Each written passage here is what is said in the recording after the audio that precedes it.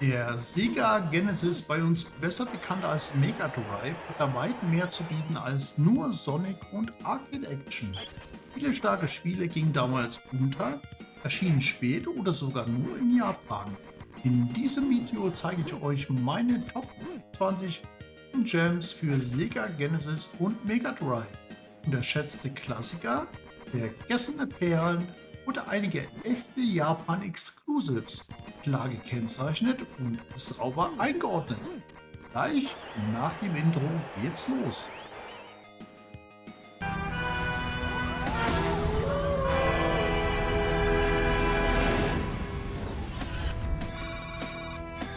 Engage cybernetic generation sequence.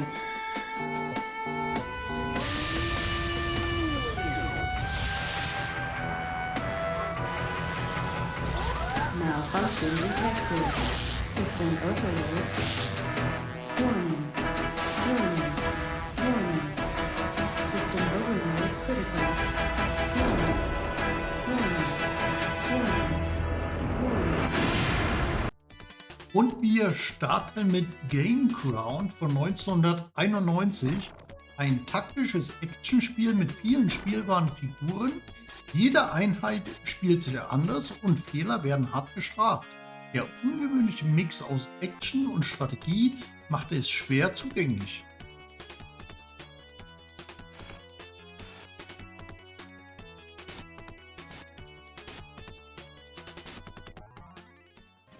Steel Empire war ein vertikaler Shooter im Steampunk-Stil mit klarer Levelstruktur. Statt Chaos setzt das Spiel auf Rhythmus und Übersicht. Technisch stark, aber lange unterschätzt.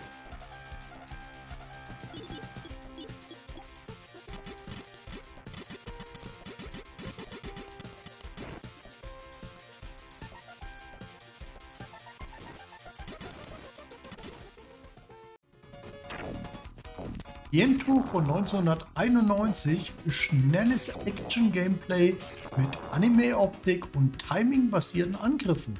Das Kampfsystem fühlt sich deutlich anders an als bei Genre-Kollegen. Trotz Qualität blieb es im Schatten bekannter Titel.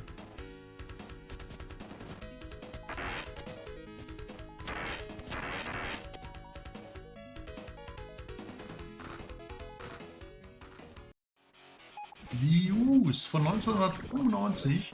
Du steuerst eine formlose Schleimkreatur durch düstere Levels. Bewegung und Angriffe funktionieren völlig anders als gewohnt. Kreativ, aber für viele ungewohnt.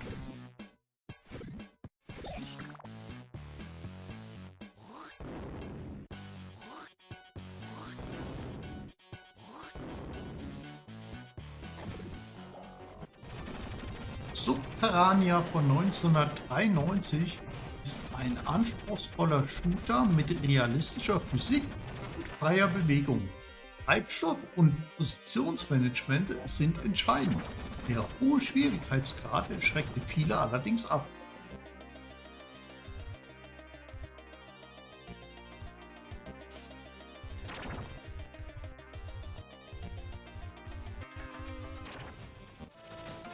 Militia Dragoon von 1992, ein Action-Jump'n'Run mit düsterer Fantasy-Atmosphäre. Präzise Steuerung trifft auf aggressives Gegnerdesign. Technisch sehr stark, aber oft übersehen.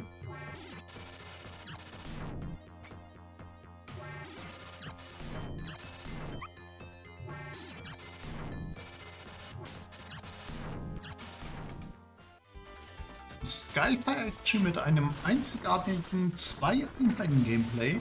Das war Ranger X von 1993. Mech und Supportfahrzeug müssen gemeinsam genutzt werden. Die Komplexität macht es zu einem echten Geheimtipp.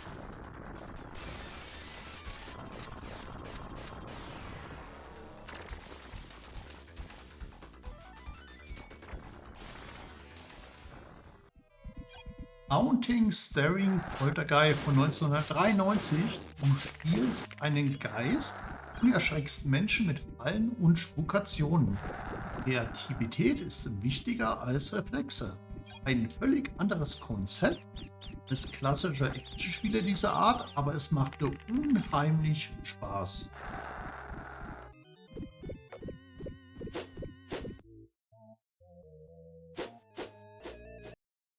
General Chaos kam 1994, kurze, chaotische Echtzeitgefechte mit überraschend viel taktischer Tiefe. Hinter dem Humor steckt ernsthaftes Gameplay. Perfekt für kurze und intensive Sessions.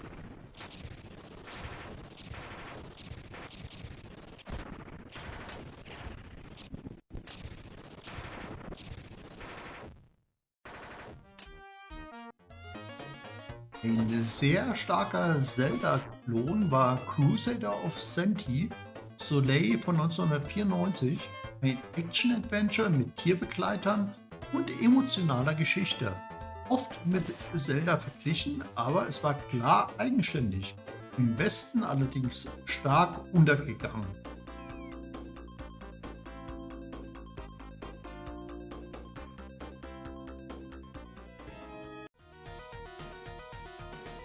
Light Crusader von 1995 ist ein isometrisches Action-Adventure mit Fokus auf Rätsel. Kämpfe treten in den Hintergrund, Denken steht im Vordergrund.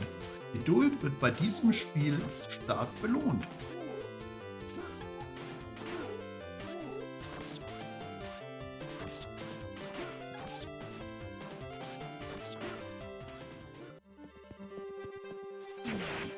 The Story of Thor oder auch Beyond Oasis genannt von 1994 ist ein Action-RPG mit sehr flüssigem Kampfsystem.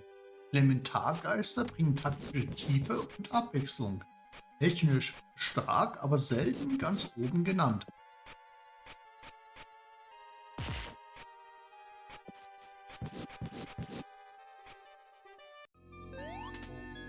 Meiner Meinung nach eines der besten Spiele für den Genesis war Landstalker von 1992.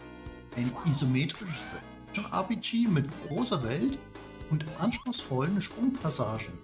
Viele Geheimnisse, aber hohe Einstiegshürden. Heute ein absoluter Kulttitel.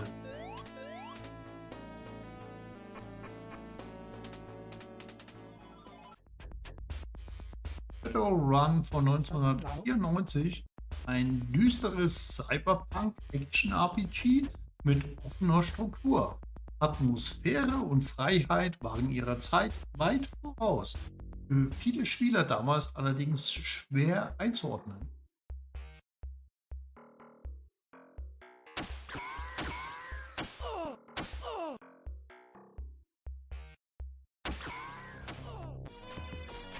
Knapp an den Top 10 vorbei, Jahres von 1990, ein sehr früher Titel für den Genesis, ein fordernder Shooter mit Waffen-Kopiemechanik.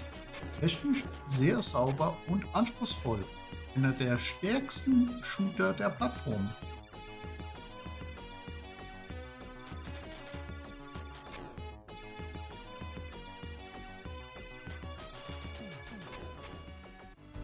Wir kommen in die Top 10 mit Gleylancer von 1992. Ein hochwertiger Shooter mit flexiblen Waffenoptionen. Dieser Shooter erschien nie regulär im Westen und wurde später aus Japan importiert. Heute eine der bekanntesten Importperlen.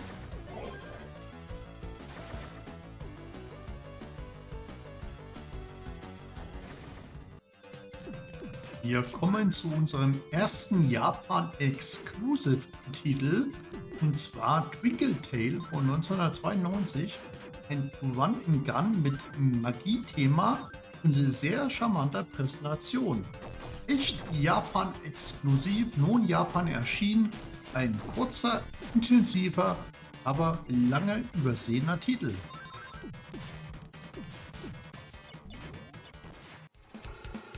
Ein weiterer Japan-Import-Titel war Battlemania Daigneou von 1993, ein extrem schnelles Shooter-Sequel mit cleverem Leveldesign. Nur in Japan und Korea ursprünglich erschienen. Spielmechanisch absolute Spitzenklasse.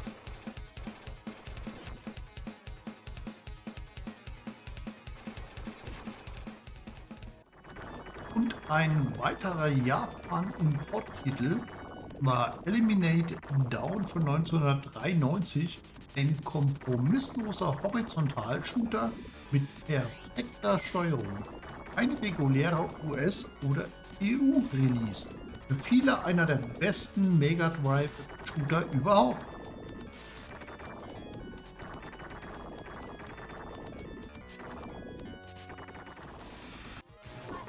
Jump and Run auf absolutem Spitzenklassenniveau, das war Pulseman von 1994, auch exklusiv nur in Japan erschienen. Ein extrem flüssiger Plattformer von Game Freak. Electro Dash sorgt für hohes Tempo. Japan Exclusive, kein regulärer Western-Release.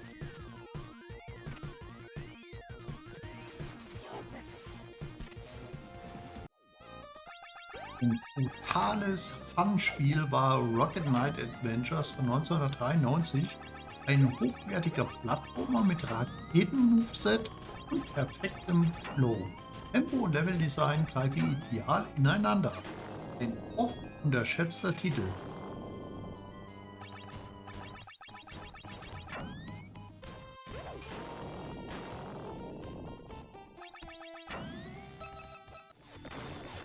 Alien Soldier von 1995 war ein reines Boss-Rush-Action-Spiel mit extrem hohem Anspruch. Präzision und Mustererkennung sind entscheidend. Lange ein Titel für absolute Kenner.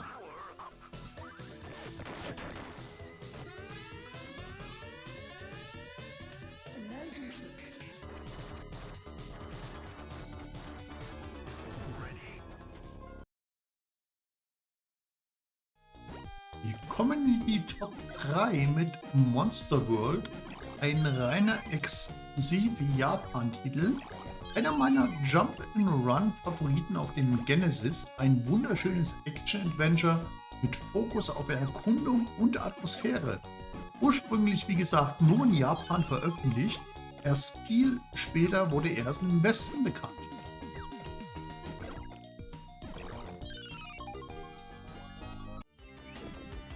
Ein extrem seltenes Spiel, ein weiterer Japan-Only-Titel war Panorama Hoppen von 1994, ein Rail-Shooter mit beeindruckendem Pseudo-3D-Look. Ein echter Japan-Exklusivtitel, technisch eines der Highlights der Konsole.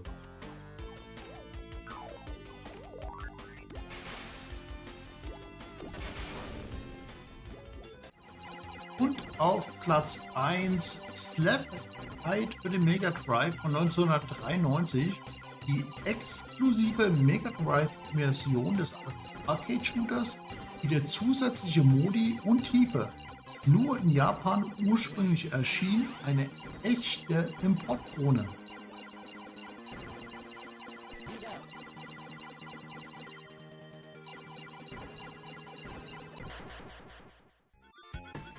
Und das waren sie, meine Top 25 Hidden Gems für den Sega Genesis. Spiele, die zeigen, wie viele starke Titel damals übersehen wurden, besonders die echten Japan-Exclusives. Welches Spiel kanntest du schon und welches hast du heute neu entdeckt? Schreib es mir in die Kommentare. Wenn du mehr Retro-Listen sehen willst, abonniere den Kanal. Die nächste Konsole wartet schon.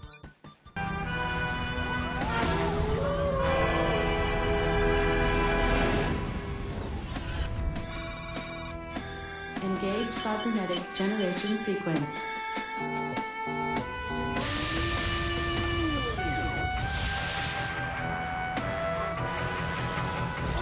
Malfunction detected. System overload.